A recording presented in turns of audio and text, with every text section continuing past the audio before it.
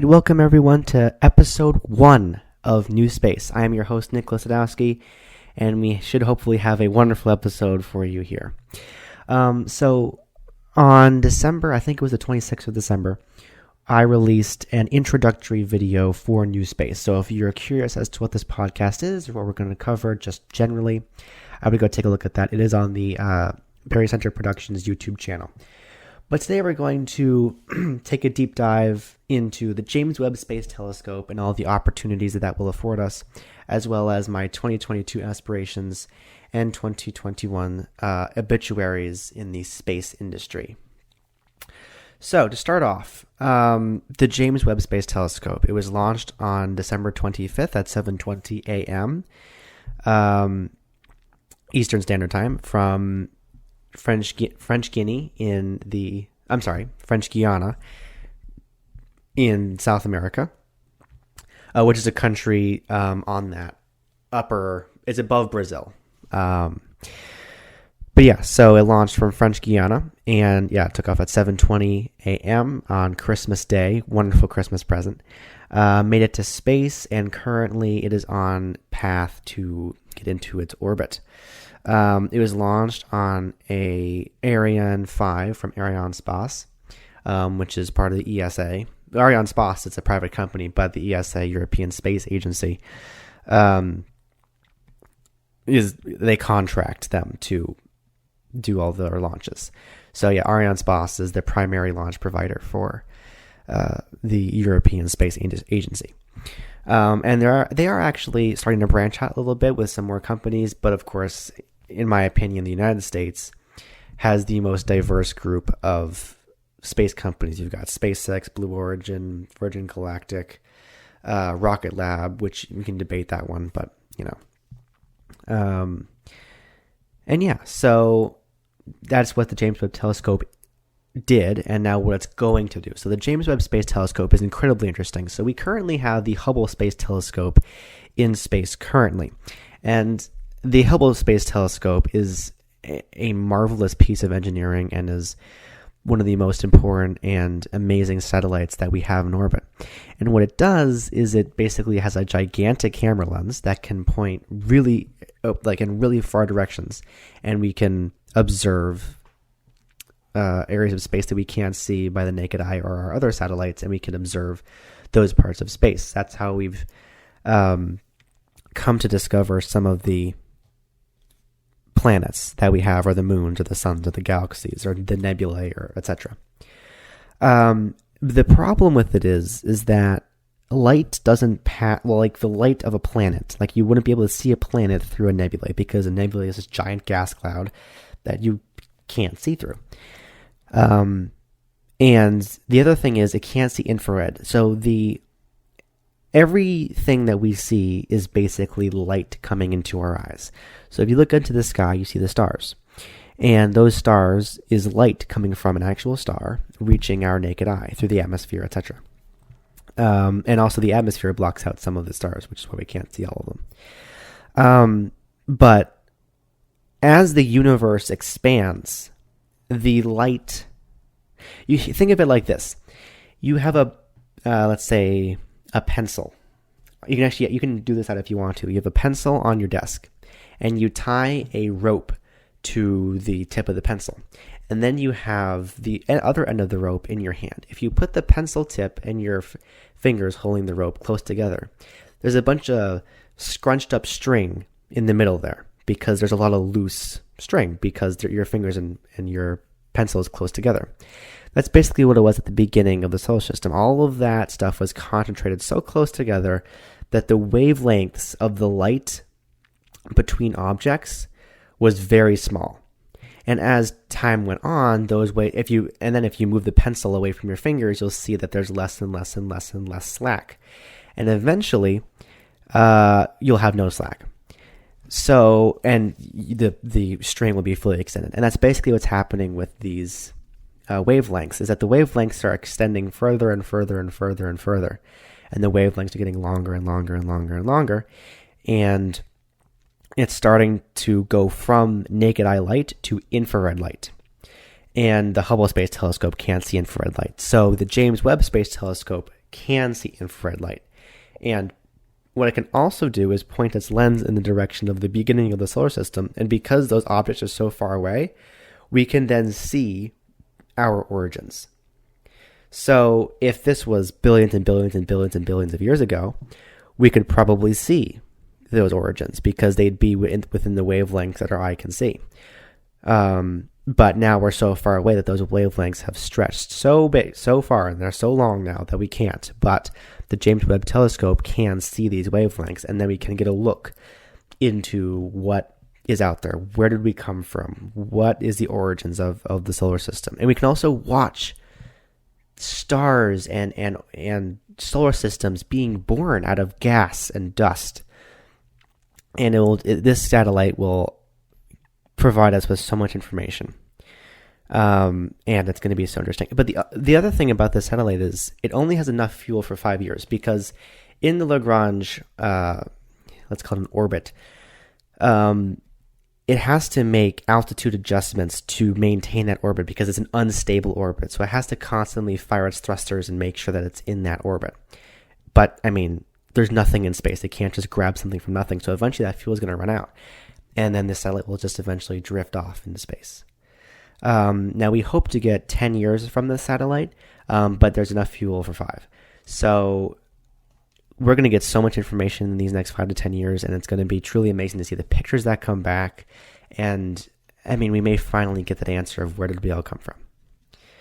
And it will truly be an amazing... The James Webb era of space will truly be just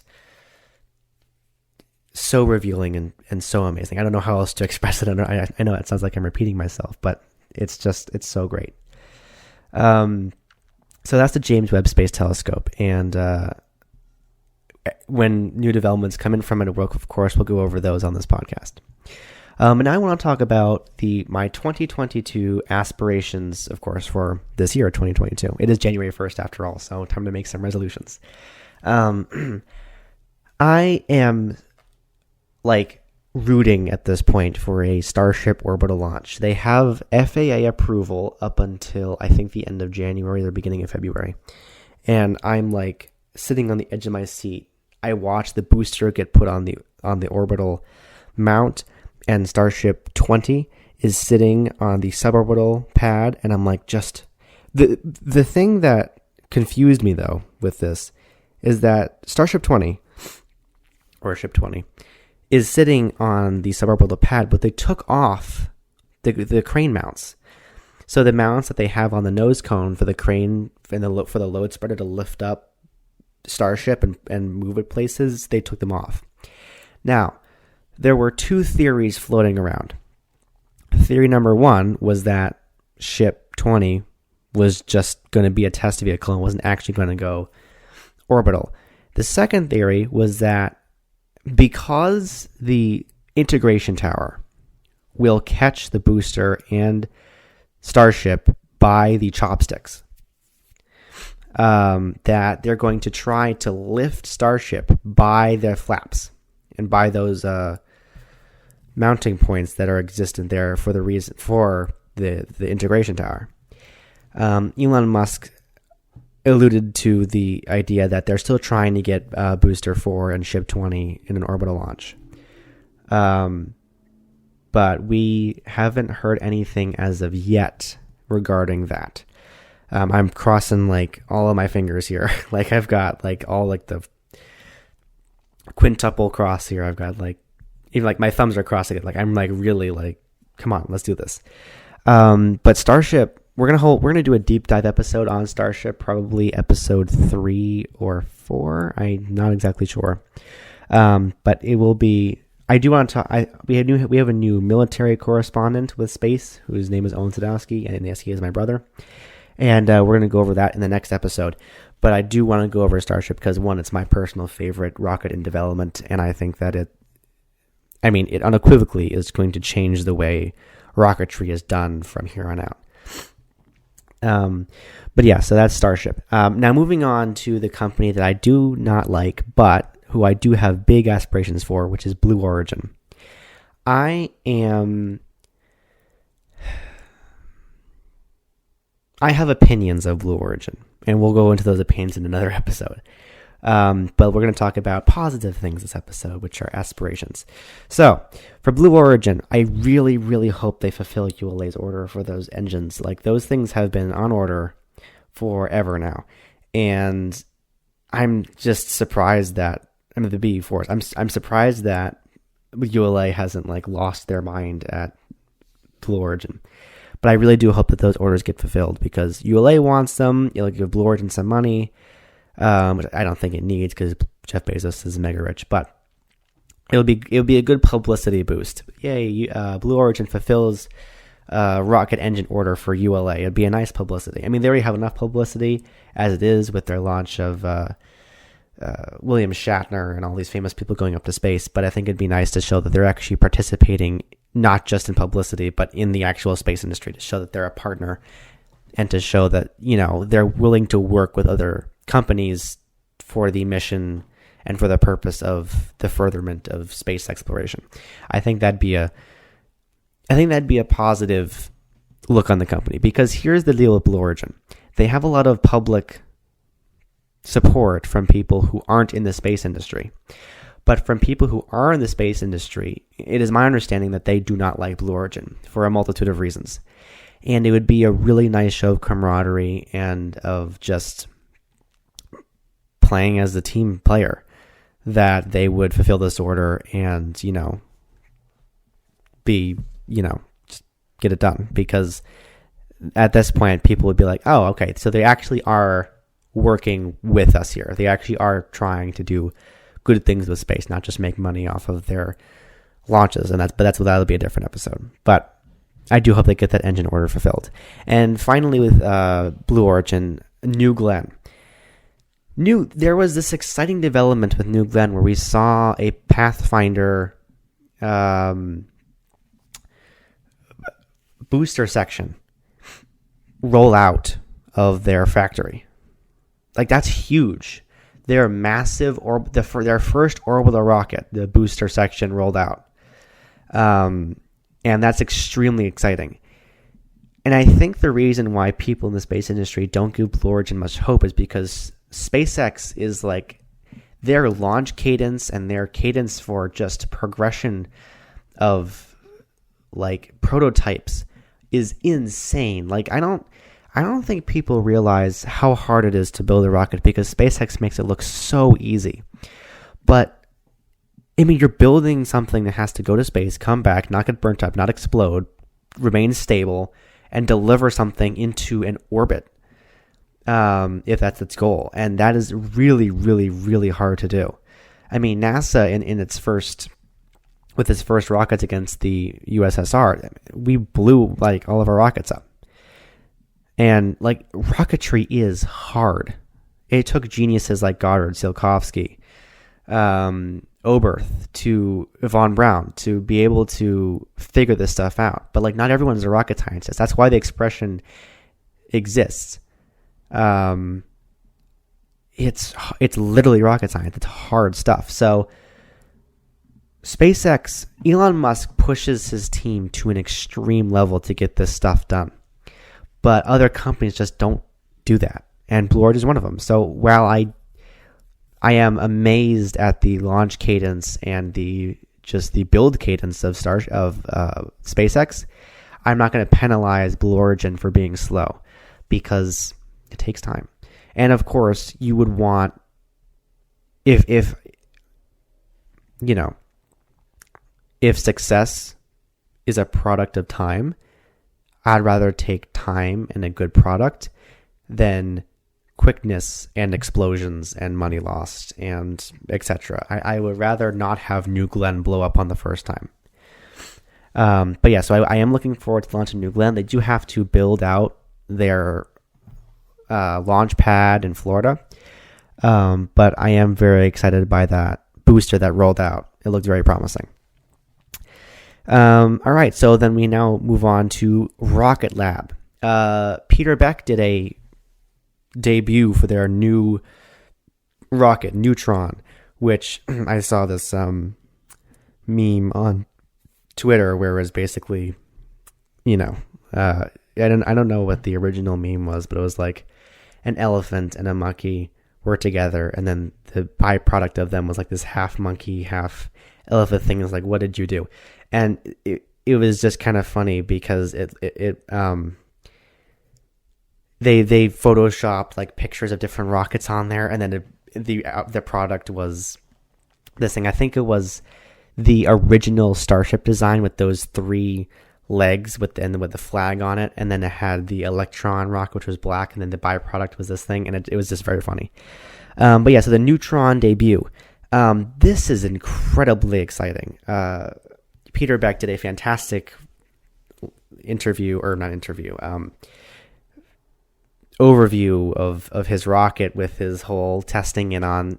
What I found funny was the shade he threw at SpaceX, because he was making fun of the fact that they were using stainless steel and he was using carbon fiber.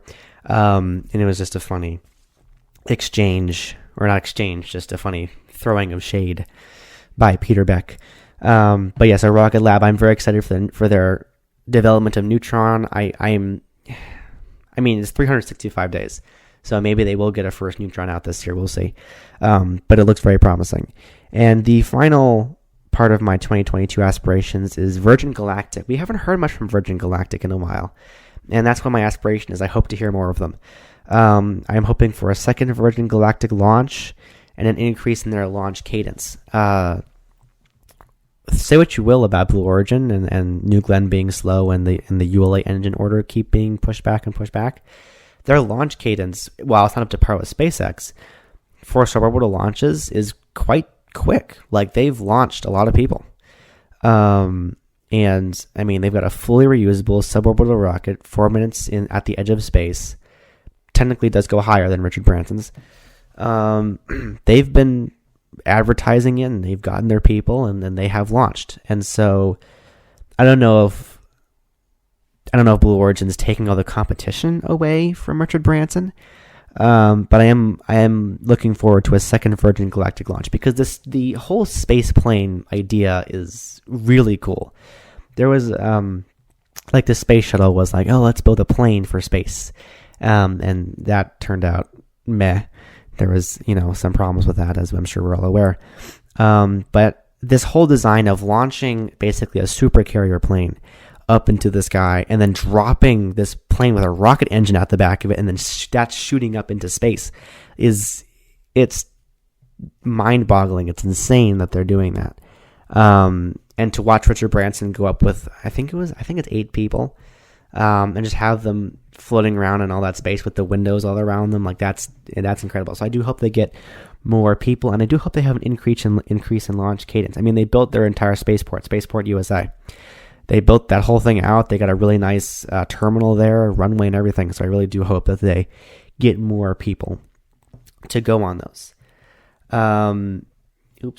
So yeah, I think that'll be a very interesting, just to watch all these companies build themselves out and to watch them develop, not just themselves, but rocketry and the way we do rocketry will be a very interesting, it's just be very interesting to see all that. And I am very excited by the prospect of watching that. SpaceX is the thing I'm most excited for. For those who don't know, I'm trying to be child friendly here. I freaking love SpaceX. They are in my opinion, they are the best space company in existence. Boeing has their... Oh, actually, I should have added Boeing onto my aspirations. I really hope that Boeing fixes their problems with Orion and finally gives it to NASA for NASA to launch their SLS. I'm looking forward to the SLS launch, if that ever goes up. It's all stacked in the VAB, Vehicle Assembly Building in Florida, and they're just waiting for Orion to fix its problems. I do not understand the problems with Orion because they keep popping up. So I don't know if the design itself is inherently flawed or if it's just, first time building something problems that they're still trying to work out. But I don't know. Boeing, in my opinion, I think that Boeing should stick with planes. Although, honestly, they've been having some problems with their planes, too, so I don't know what Boeing should stick to. But Boeing uses outdated designs, and they're just, I don't know. They don't compete with SpaceX. SpaceX's Starship can fit 100 people at a time. And can carry a ton of cargo. Whereas Orion can carry, like, what is it? 4, 3, 4, 5, I think it's like 3 to 6 people. I can't remember exactly, but it's not nowhere in comparison to 100 people. So, yeah, I don't know.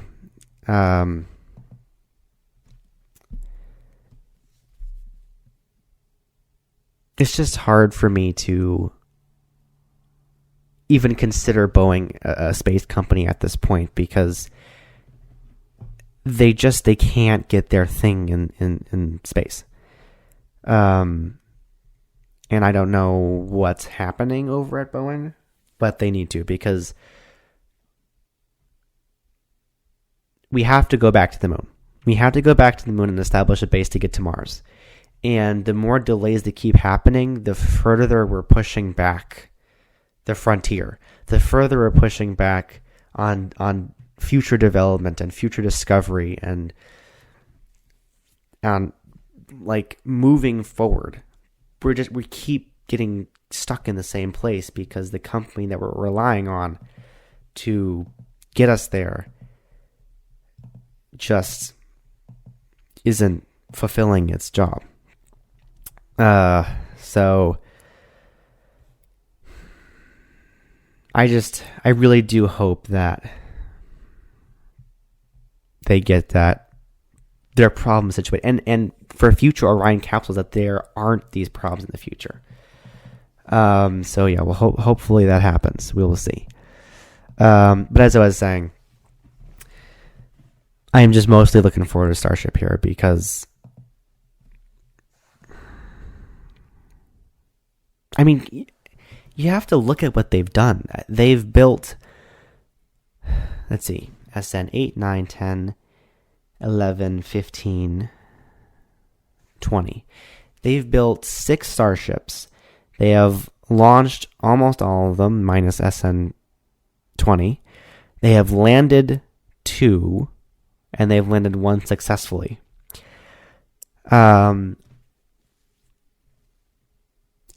just I don't know if Elon Musk is the sole idea maker at SpaceX. I mean, he can't be, because the amount of ideas they come up with is insane. But whoever, aside from Elon, comes up with ideas at SpaceX needs to be given an award. I mean, I think Elon should be given an award. But, like, it's insane because, I mean, think about it. Wherever in history did anyone say, oh, I have a good idea.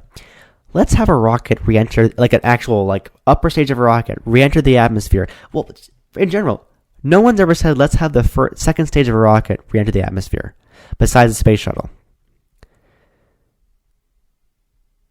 But let's have the first stage, the second stage of a rocket re-enter the atmosphere horizontally. Like, the space shuttle was like a plane, so it was designed to come in horizontally, but, like, it's a round rocket. Let's have a rocket coming on at the side, free fall, just not glide like the space shuttle, like just fall out of the sky, and then flip itself upright under propulsion, and somehow not explode. That was the idea they had at SpaceX, and somehow they did it. And that is why I love SpaceX, is because they have these insane ideas where the principle is like, okay, this is why we're doing this. And you're like, okay, that makes sense. How are you going to do that? Oh, we're going to, have a rocket free fall from the sky. And you're like, what? But they do it. Right now, the whole thing where you're like, what is the integration tower? So a year ago, we're like, there's no way they're going to land this rocket from flipping it upright. And they did it. Now we're like, there's no way they're going to be able to catch a rocket booster out of the sky successfully. But knowing SpaceX, I have a feeling they will. But I will be at the edge of my seat watching that, because that is like insane. To just watch a rocket be caught out of the sky by a launch tower. Imagine if the Saturn V came into the atmosphere and that red integration tower caught the booster. It would be insane. So, and the thing I'm scared for with that is the arm snapping. Like, I'm worried that when the booster stops, like turns its engine off, that it'll be too heavy and then the arms will snap off. I don't know. We'll see. I am very excited and nervous at the same time, so we'll see what happens with that. But yeah, I'm very excited for everything that I said here. I just 2022 is going to be the year for space. Starship Orbital, New Glenn, hopefully. Fulfillment of ULA's engine order, hopefully. Neutron, Virgin Galactic, Boeing, SLS. Like, everything is coming to culmination in 2020, and we're all just like, let's go. Let's go and let's get 2021 over with. But like, let's go to 2022 and absolutely blow the world away with everything that we're going to do with space. And of course, 2022 is going to bring in some James Webb Space Telescope discoveries and pictures. So let's root for that too. And Vulcan too, like Vulcan. There's so much to cover that it'd be too much to try and do. How long are we in this episode in the first place? We're almost a half an hour in. All of the things that I talk about will be episodes we're going to do. There'll be an episode on Blue Origin, an episode on Rocket Lab, an episode on Virgin Galactic, Starship, ESA. We'll do an episode on China. We'll do an episode on almost every major space company that I can think of, which I think I list all of them. So, but yeah, so I was going to go into 2021 obituaries, but there aren't really that many people who anyone would really know of that died this year of space, which is a good thing. And everyone who did that just died of old age. What I will say, actually, on the note of obituaries, is I was talking to my parents about space, because I do that a lot. Sorry, Mom and Dad. And we were all watching Inspiration 4. And my dad was like, oh my God, I hope this rocket goes up. And I hope that doesn't explode. And like, they were all extremely nervous. And I didn't understand it. And I understand that rockets can blow up, but I have never actually seen a rocket blow up while I was alive. Like, all the rockets I've seen go up went up. And then the SpaceX rockets came back down and landed. That seems normal to me. That's shocking by itself. Watching a rocket land is normal to me. Like, but still, we were watching a Starship launch, and my dad said, is that a simulation or is that real? Because, like, he's never, like, landing rockets is new to him. So, but as I was saying, I was like, yeah, of course it's just going to go up. It's going to get to space, and it's going to have these people circle the Earth 3 times and come back down. There's no deal. But my dad was like, oh my God, I actually hope this thing goes up. And he could care less about space. But he just grew up in a time where the space shuttle blew up twice. Rockets just blew up. They just did. Rocketry was hard.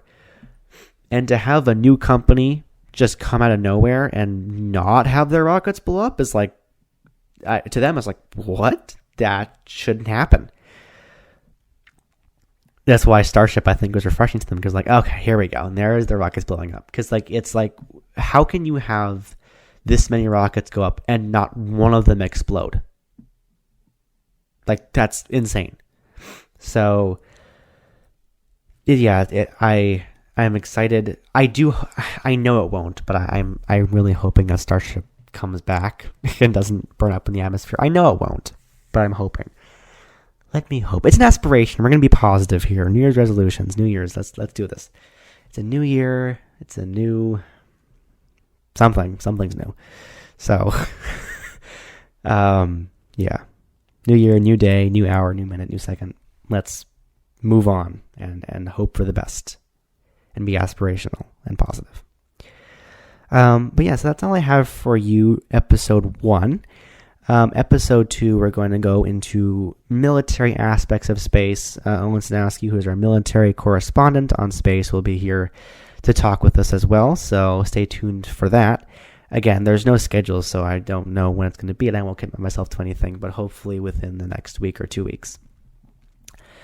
But until then, I hope that everyone listening is having an amazing day, an amazing new year. It's a fresh start, so let's try and be positive. Let's try and make this year our year. I know we all said that at 2020, and here we are, but let's do it. Let's make this year good. So until the next time, and until the next time you get to hear my angelic pipes, keep exploring, keep researching, and keep enjoying space. Thank you for listening. Goodbye.